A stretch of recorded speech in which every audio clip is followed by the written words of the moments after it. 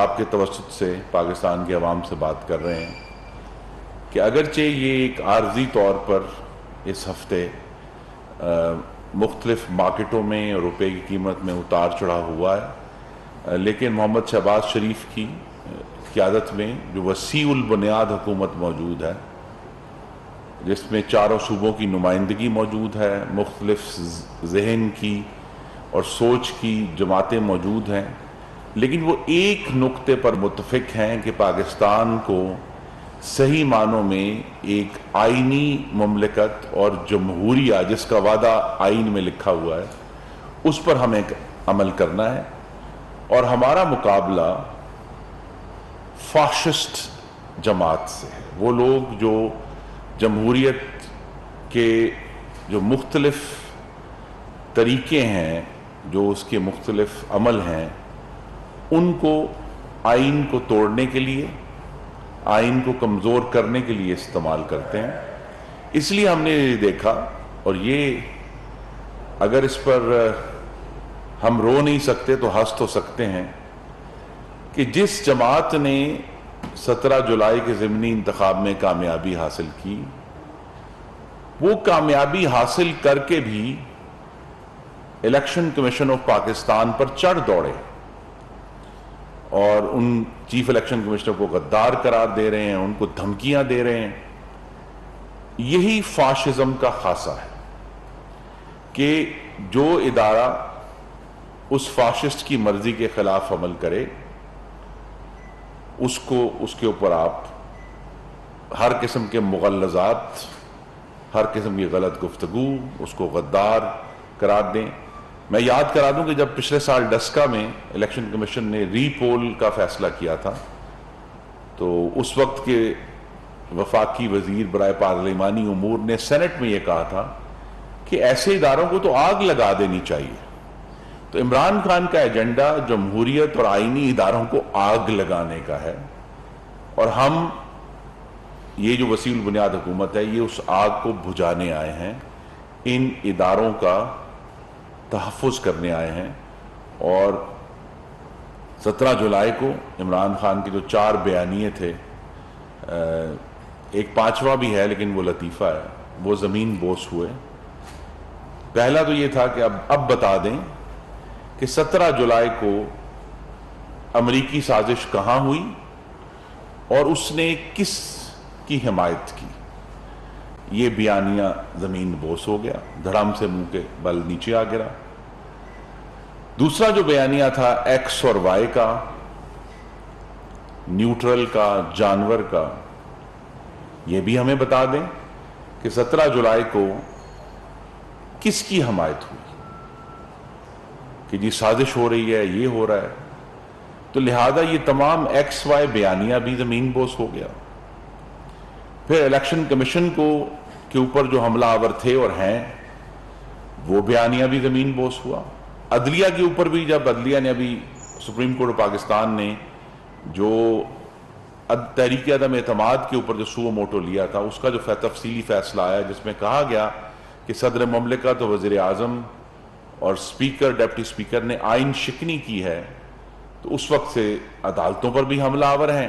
جب اپنی مرضی کا فیصلہ آئے گا۔ تو یہ 4 بیانیے، امریکہ کا، ایکس وائی کا، الیکشن کمیشن کا اور عدلیہ کا، یہ 4 بیانیے زمین بوس ہو گئے۔ 5 بیانیہ جو ہے وہ نیپی بیانیہ ہے کہ جو امیدوار اس وقت مسلم لیگ نون کے مقابلے میں موجود ہیں، انہوں نے ایک پریس کانفرنس کی تھی کچھ عرصہ پہلے، پی ٹی آئی کا امیدوار بننے سے پہلے۔ تو اب یہ سوال بڑا اہم ہے کہ 17 جولائی کو کس نے کس کی نیپیاں بدلی، اور کل لاہور میں کون کس کی نیپی بدلے گا، ہم یہ جاننا چاہیں گے، کیونکہ یہ معاملات اس عمران خان کی جو بد تہذیب، آئین شکن اور فاشسٹ گفتگو اور طریقہ کار سے ملک آگے نہیں جا رہا، اور صرف جمہوریت کو نقصان نہیں ہو رہا، پاکستان کی معیشت کو نقصان ہو رہا ہے۔ اور وہ تمام ادارے، ممالک جو پاکستان کو قریب سے دیکھتے ہیں، ہمارے دوست ہیں، ہمارے پارٹنر ہیں، وہ پریشان ہیں کہ کیا پاکستان بھی عمران خان کے فتنے کی وجہ سے ہم سے کچھ دور سری لنکا کی طرف تو نہیں جانا شروع ہو گیا۔ اس بات کی وضاحت وزیر خزانہ نے کی ہے، میں اس کو دہرانا چاہتا ہوں کہ اللہ تعالیٰ کے کرم سے یہ وسیع البنیاد حکومت پاکستانیوں اور ان کے بچوں کے معاشی مستقبل کی محافظ ہے۔ ہم یہ انارکی جو عمران خان پھیلانا چاہتے ہیں، اس کے سامنے دیوار بن کر کھڑے ہیں۔ ہم میں سے زیادہ، ہم دو جو حضرات موجود ہیں، ان سے زیادہ کسی کو احساس نہیں ہو سکتا کہ جو حالیہ ہم نے تیل کی قیمتوں کو بین الاقوامی قیمتوں کے قریب ہم لے کر آئے ہیں، اس سے پاکستان کے عوام کو تکلیف پہنچی ہے۔ جو مہنگائی ہے اس سے پاکستان کو تکلیف پہنچی ہے۔ لیکن یہ یاد رکھیں کہ 9 اپریل 2022 تک اس ملک پر عمرانی فتنے کی حکومت تھی، اور ابھی جب یہ بجٹ کے نمبرز آئے ہیں تو اس بجٹ کے نمبرز تو ہم تو اس کے ذمہ دار ہیں جو 19 اپریل 2022 کے بعد جس دن کابینہ بنی، اس کے بعد جو معاملات ہیں اس کے ہم ذمہ دار ضرور ہیں، لیکن اس سے پہلے کی خرابی، مہنگائی، کساد بازاری، بے روزگاری کی ذمہ داری بھی اسی فاشسٹ دروازے پر جائے گی جہاں جمہوریت کی تباہی کی ذمہ داری ہے۔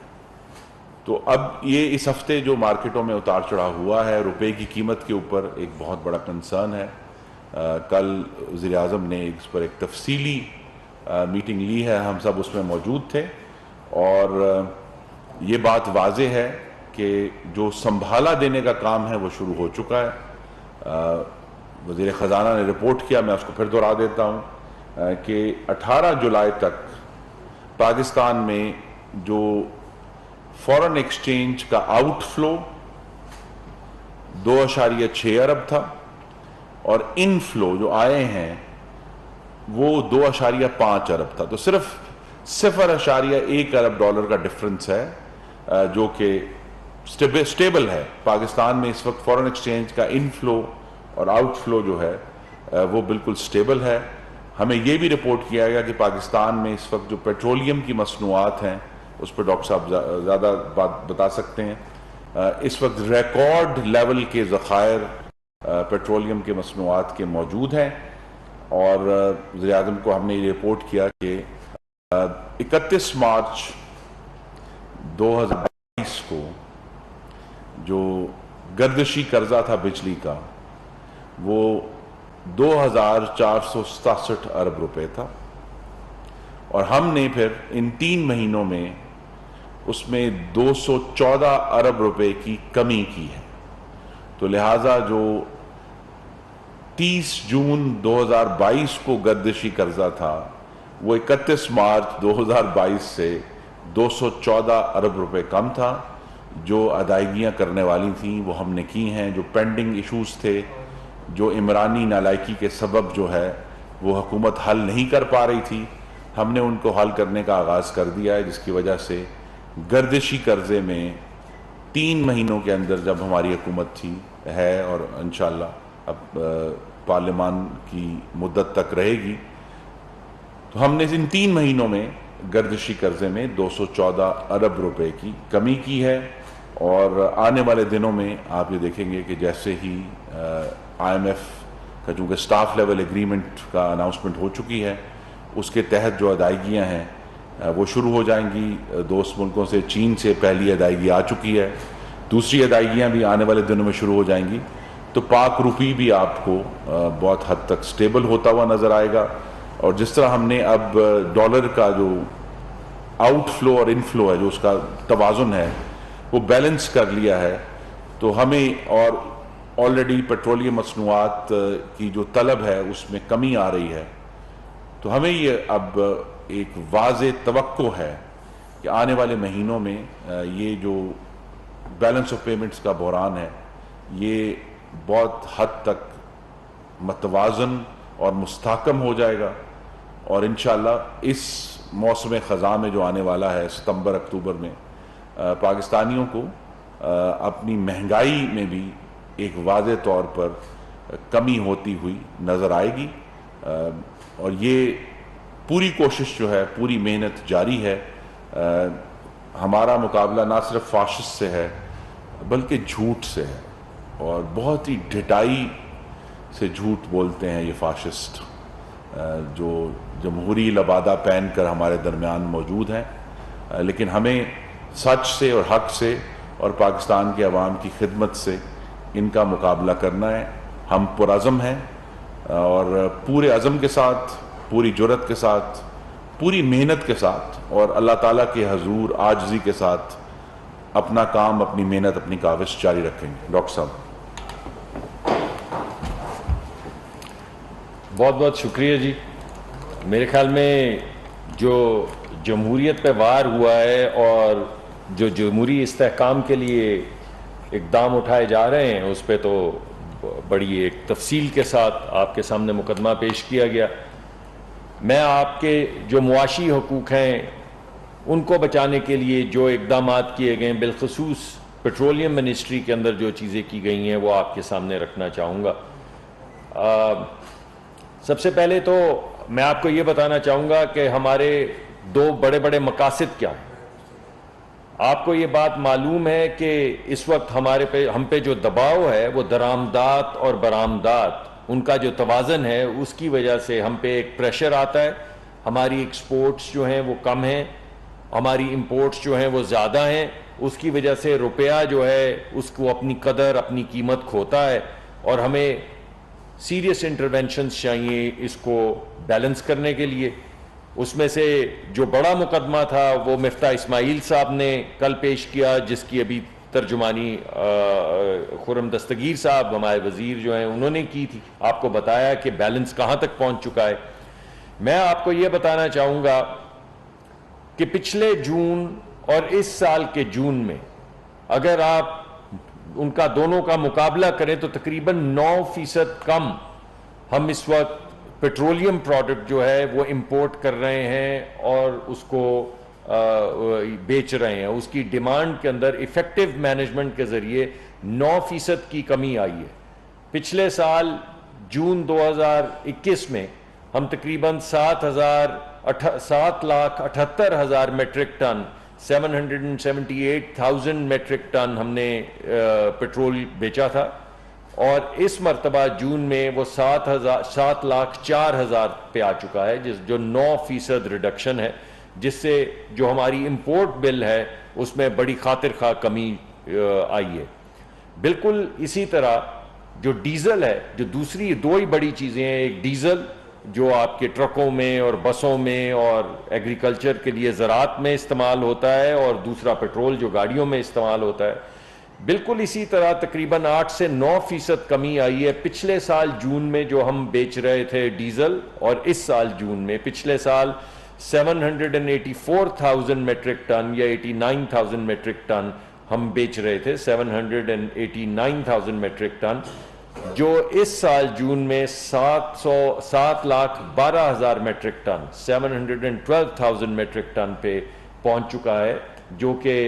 8 سے 9% کی ریڈکشن ہے۔ تو ان دونوں چیزوں کے ذریعے جون کے مہینے میں ہماری جو امپورٹ تھی انرجی کی، اس میں بڑی خاطر خواہ کمی جو ہے وہ دیکھنے میں آئی ہے، جس سے ہمارا سیکٹر بیلنس ہو رہا ہے اور روپیہ جو ہے وہ سٹیبلائز ہوگا۔ مگر ابھی جولائی کا مہینہ ختم نہیں ہوا، جولائی کے ریزلٹس اس سے بھی بہتر ہیں، اور ہم اس کو ڈیلی مینیج کر رہے ہیں۔ ہمارے جو موٹر آئل ہے یا یہ جو پیٹرول ہے، اس میں تقریباً 30% کے قریب کمی آئی ہے پچھلے جولائی سے لے کر اب تک۔ آبویسلی ابھی جولائی کیونکہ ختم نہیں ہوا، تو جس طرح یہ کنزمپشن چل رہی ہے اسی کو ہم آگے بڑھا کے دیکھ رہے ہیں کہ 30 تاریخ تک اگر یہ اسی طرح مینیج ہوتا رہے جیسے ہم مینیج کر رہے ہیں، تو 30 تاریخ تک صورتحال کیا ہوگی۔ تو جولائی 21 میں 8,18,000 میٹرک ٹن استعمال ہوا تھا پیٹرول پچھلے سال جولائی کے مہینے میں، اور اس سال ہماری پروجیکشن یہ ہے کہ تقریباً 5,80,000 میٹرک ٹن पेट्रोल जो है वो इस्तेमाल होगा इस जुलाई के महीने में। इस खातिर खा रिडक्शन से दोबारा आपका इंपोर्ट बिल कम होगा,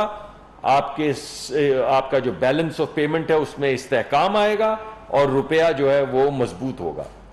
इससे ज्यादा बड़ी रिडक्शन जो है वो डीजल के अंदर आई है, जिसमें तकरीबन 45 से 50% कमी पिछले साल के मुकाबले में हम इंपोर्ट बिल में लेकर आए हैं। पिछले साल तकरीबन जुलाई के महीने में 7,30,000 मेट्रिक टन डीजल इंपोर्ट हुआ था। इस वक्त जिस तरह हम चला रहे हैं सेक्टर को, तकरीबन 4 लाख से कुछ ज्यादा मेट्रिक टन डीजल जो है जुलाई में इस्तेमाल होगा, जो कि तकरीबन 45% से 50% की रिडक्शन हम मुतवक्का है। ऑब्वियसली क्योंकि अभी जुलाई ख़त्म नहीं हुआ, इस वजह से मैं वर्ड मुतवक्का इस्तेमाल कर रहा हूँ, जून के लिए मैंने वो नहीं लफ्ज़ इस्तेमाल किया। और मगर जो मुकदमा मैं आपके सामने पेश कर रहा हूँ वो ये है कि वज़ीर आज़म की हिदायत पर तमाम दिन रोज़ इसको हम मॉनिटर करते हैं, कोई गैर ज़रूरी चीज़ जो है उसको इंपोर्ट नहीं होने देते। और साइमल्टेनियसली जैसा खुरम दस्तगीर साहब ने कहा था, ये हमारा फ़र्ज़ है कि आपके लिए पेट्रोल जो है वो मुहैया हर वक्त हो, आपके लिए डीजल जो है वो अवेलेबल हर वक्त हो, बिलखसूस हमारी एग्रीकल्चरल नीड्स के लिए भी। तो मैं आपको ये बताना चाहता हूं कि इस तमाम मैनेजमेंट के बावजूद इस वक्त पाकिस्तान में रिकॉर्ड हाई पाकिस्तान में इस वक्त हमने पेट्रोल और डीजल के ज़खायर जो हैं वो हमारे पास मौजूद हैं, और आने वाले किसी भी वक्त में किसी भी किस्म का कोई खतरा नहीं इस मैनेजमेंट के बावजूद कि कहीं पे एक बूंद पेट्रोल या एक बूंद डीजल जो है वो कम हो।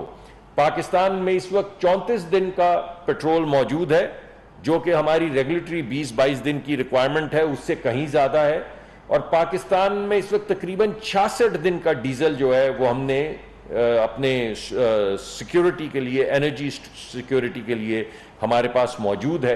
तो हम दोनों चीज़ों को बैलेंस कर रहे हैं, हम अपनी इंपोर्ट को नीचे ला रहे हैं मगर अपने ज़खायर को कम नहीं होने दे रहे। तो ना लोगों को तकलीफ होगी, ना जो हमारी तरसील है डीजल की और पेट्रोल की वो कम होगी, और इंशाअल्लाह रुपए में भी इस्तेहकाम आएगा, क्योंकि हम अपनी इंपोर्ट को आहिस्ता आहिस्ता नीचे लेकर आ रहे हैं। मेरे पास मेरे ख्याल में इस मरतबा पाकिस्तान की जो इंपोर्ट थी, अगर मुझे नंबर सही याद है, तो वो तकरीबन एनर्जी इंपोर्ट जो है वो 1.4 अरब डॉलर के करीब पहुंची, जो सिग्निफिकेंटली कम है पिछले 3-4-5 महीने की इंपोर्ट से। तो इंशाअल्लाह इसी तरह मैंने आपको एक सेक्टर बताया है, हमारे और भी दीगर वज़रा आपके सामने आएंगे और हर वज़ीर जो है वो अपने सेक्टर की तफसील आपको बताएगा, जिससे आपको ये पता चलेगा कि हमारे पास ज़खायर भी मौजूद हैं, हमारे पास एनर्जी सिक्योरिटी भी है, किसी किस्म की कोई ब्रीच का कोई इम्कान नहीं है। मैंने आपको एग्जैक्ट दिन बता दिए कितने दिन के ज़खायर हमारे पास मौजूद हैं, और उसको मेंटेन करते हुए हम पाकिस्तान की जो इंपोर्ट का बोझ है उसको बतदरीज कम करते आ रहे हैं, उसको एक एक पेट्रोल पंप की लेवल पे मैनेज कर रहे हैं, एक एक डिपो की लेवल पे मैनेज कर रहे हैं, ताकि अगर कोई ज़ख़ीरा अंदोज़ी करने की कोशिश करे तो उसको रोका जाए। बाज़ मरतबा ज़ख़ीरा अंदोज़ी की वजह से इंपोर्ट बिल बढ़ जाता है और हमारा इंपोर्ट बिल जो है वो नीचे आता रहे। इसी के ज़रिए मुल्क तरक्की करेगा, इसी के ज़रिए इस्तिकामत आएगी, इसी के ज़रिए रुपए के ऊपर जो बोझ है वो कम होगा, इसी के ज़रिए ये जो 5-7-8 लोगों की वजह से स्पेकुलेशन हो जाती है और एक दिन में रुपया बढ़ जाता है या घट जाता है, ये स्पेकुलेशन ख़त्म होगी और हम एक इस्तिकामत के साथ इंशाअल्लाह पाकिस्तान की मईशत को लेकर आगे बढ़ेंगे। तो ये मैं आपके सिर्फ एक चीज अगर आप ऐड कर लें कि वो ये है कि एक तकाबुल ज़रूरी है कि जिस तरह मैंने कहा, हमारे खित्ते में एक मुल्क में जब मुआशी मुश्किलात आई हैं, उसका सबसे बड़ा जो निशान था वो ये था कि वहाँ पेट्रोलियम मसनूआत ख़त्म हो गई और वहाँ लोगों को 4-4 दिन जो है वो पेट्रोल के लिए लाइन में लगना पड़ा। यहाँ अल्लाह ताला के करम से डीज़ल के लिए तो 2 महीने के ज़खायर मौजूद हैं और पेट्रोल के भी 34 दिन के ज़खायर मौजूद हैं। तो लिहाजा ये बात वाज़ेह होनी चाहिए कि ये वसीउल बुनियाद हुकूमत जो है पाकिस्तान, मैं दोहरा रहा हूँ अपना जुमला, पाकिस्तान के میں رہنے والوں، ان کے بچوں اور اس معیشت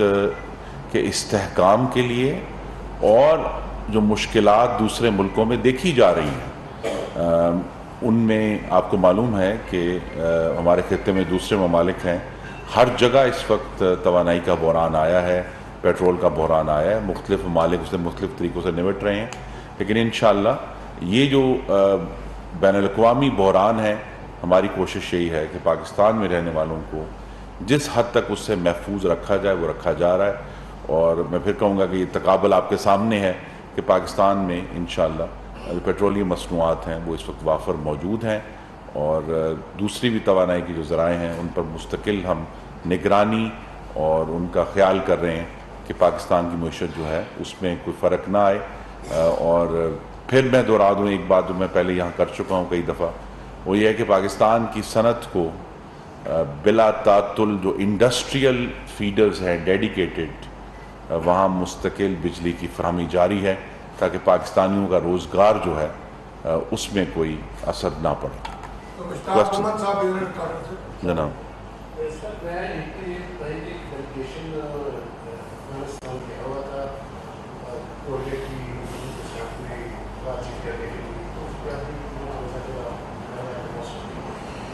دوسرا سر یہ بتائیے کہ آپ نے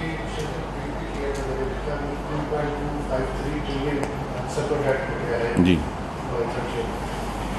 اس پہ ایویلویشن کا پچھلے سال میں جو ایویلو ہوا ہے اس کا کتنا امپیکٹ ہے، اور اس میں نیپرا نے جو ڈٹرمنیشن پی سی اے کی اور ایف سی کی دینی تھی وہ نہیں ہوئی،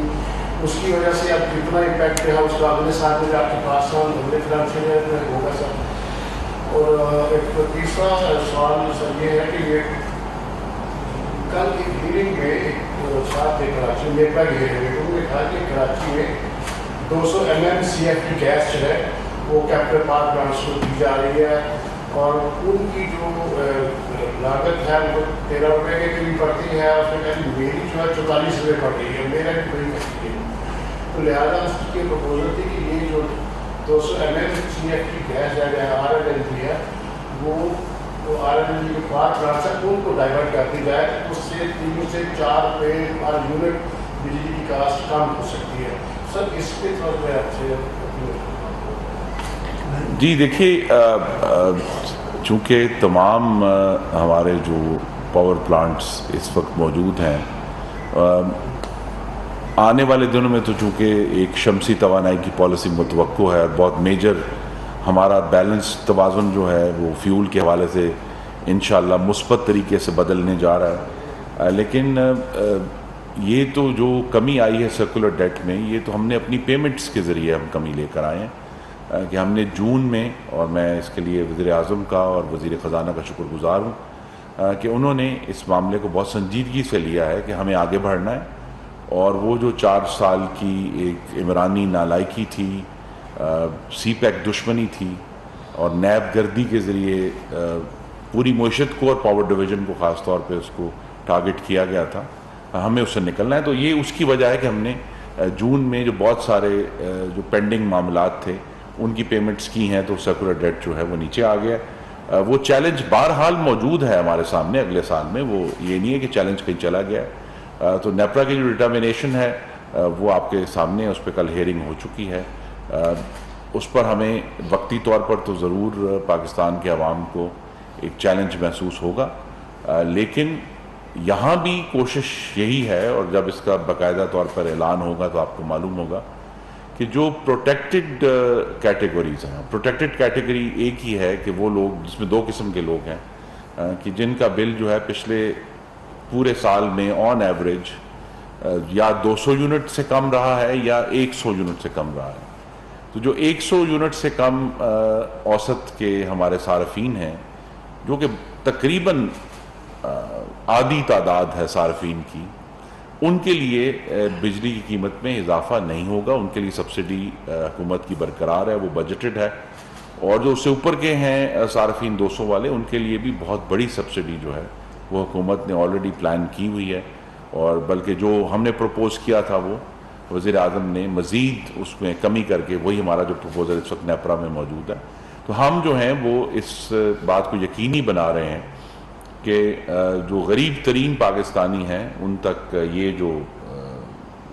ایک مشکل ہے بجلی کی قیمتوں میں وہ نہ پہنچے. جو افغانستان ہمارا ایک غیر رسمی وفد گیا تھا اور ان سے بہت مثبت پیش رفت ہوئی ہے. ہماری نظر نہ صرف اس وقت موجودہ جو ہم نے ایک نیا آغاز کیا ہے کوئلے کے حوالے سے نہ صرف اس پر ہے بلکہ ایک وسیع البنیاد گفتگو ہوئی ہے کہ کس طرح اگر ہم اس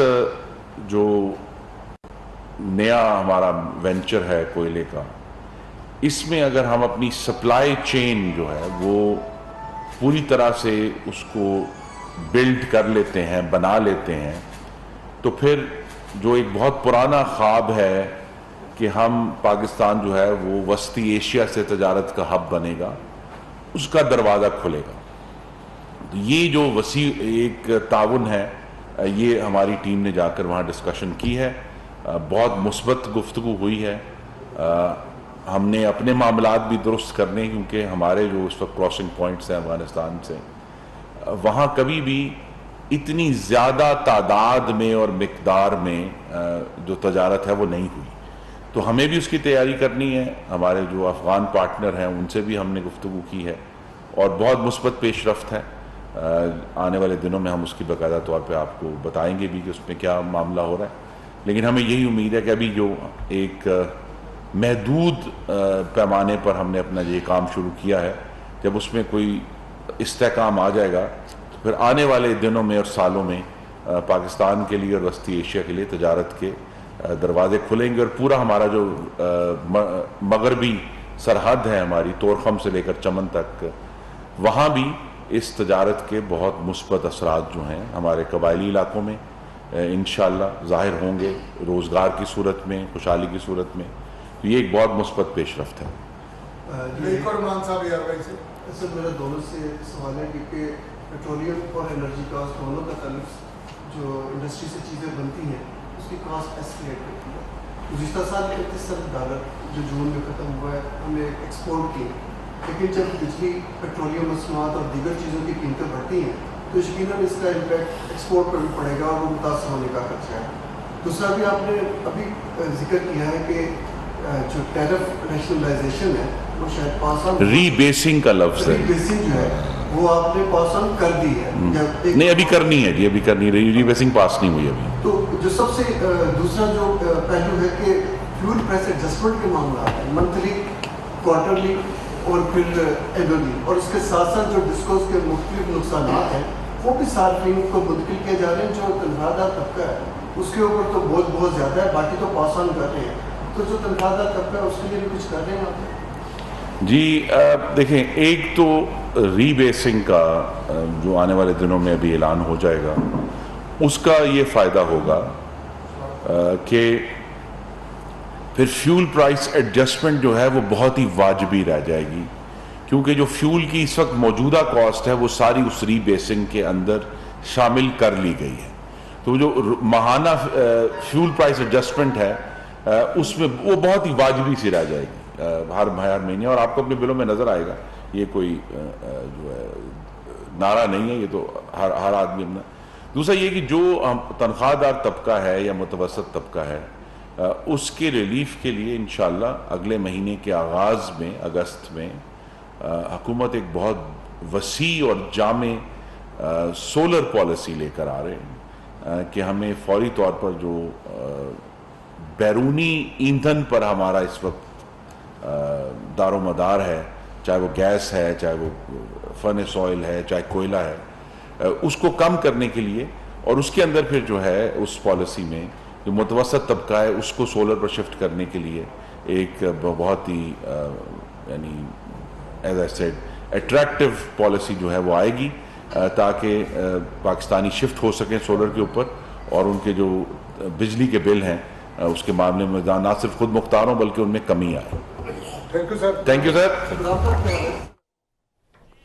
وفاقی وزیر خرم دستگیر اور وزیر مملکت مصدق ملک اسلام آباد میں میڈیا سے گفتگو کر رہے تھے. انہوں نے کہا کہ موجودہ حکومت اپنی مدت پوری کرے گی. آئین کے تحت اکتوبر 2023 میں عام انتخابات ہوں گے. عوام کا ووٹ اور رائے ہمارے لیے مقدم ہے.